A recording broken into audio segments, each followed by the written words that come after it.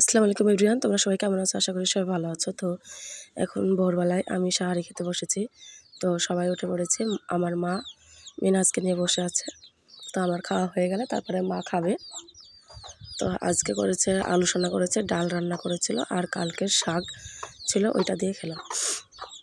তো এখন নামাজ পড়ে ঘুমাবো। তো আমার ছেলে দেখো ঘুম থেকে উঠে পড়েছে, মা আবার একটু শুয়ে রেখেছিল, তো এখন উঠে পড়েছে। তো একটু ঘুম পাড়বো এখন। সারা রাত তো ঘুমই হয় না ছেলের জন্যে। তো ঘুম থেকে উঠে পড়েছি, আর ঘুম থেকে উঠেছি 9টার সময়।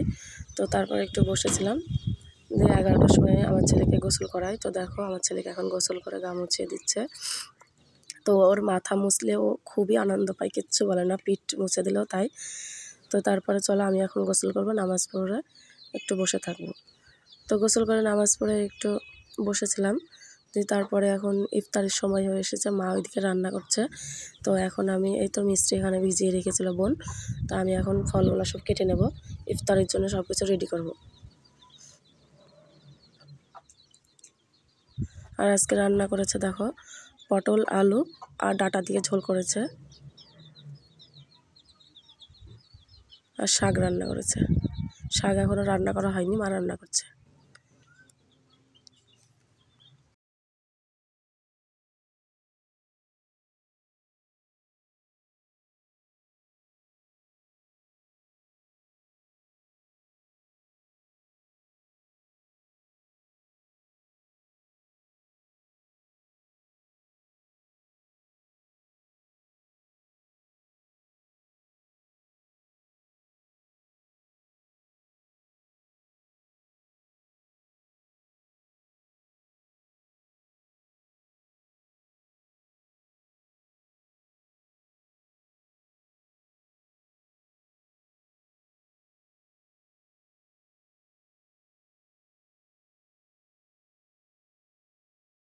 তো ফাইনালি ইফতার রেডি করা আমার হয়ে গেছে।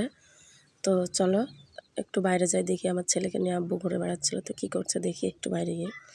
তো আমি বৈঠকে বসেছিলাম, সবাই বসেছিল, মাও বসেছিল ওখানে। তো ইফতারের সময় আর 10-15 মিনিট বাকি আছে। তো আমার ছেলেকে দেখো আমার আব্বু বাইরে নিয়ে ঘুরে বেড়াচ্ছে।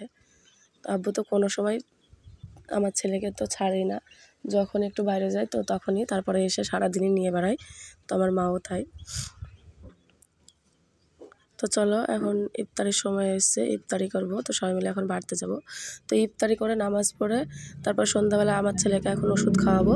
তো দেখো ওকে এখন ওষুধটা খাইয়ে দেবো, তো তারপরে আমি ভাত খাবো। তো আমি ভাত খেতে চাই না সন্ধ্যাবেলায়, কিন্তু ছেলের জন্য আমাকে খেতে হয়। তো মা বলে যে ও নাকি খেতে পাবে না, সেই জন্যে আমাকে ভাতটা খেতে হয়।